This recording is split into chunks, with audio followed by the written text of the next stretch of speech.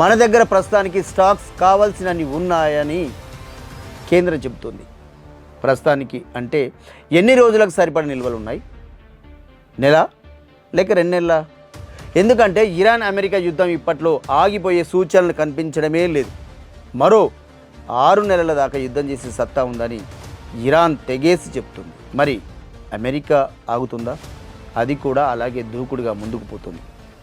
ఈ 2 దేశాల మధ్య యుద్ధం ప్రపంచ చమురు రంగాన్ని అతలాకుతలం చేయడం గ్యారంటీగా కనిపిస్తుంది. ప్రస్తుతం మన దేశంలో లీటర్ పెట్రోల్ ధర 107 నుంచి 109 రూపాయల మధ్యలో ఉంది. అదే లీటర్ డీజిల్ ధర 95 రూపాయలకు అటు ఇటుగా ఉంది. ఈ ధరలు ఇప్పట్లో పెరగవని కేంద్రం చెబుతుంది. కానీ ఆ మాటలే నమ్మాలంటేనే భయమేస్తుంది. నిజంగా మన దగ్గర ఉన్న గ్యాస్, పెట్రోల్, డీజిల్ నిల్వలు సమృద్ధిగా ఉన్నట్లయితే గ్యాస్ ధరలను ఎందుకు పెంచారు?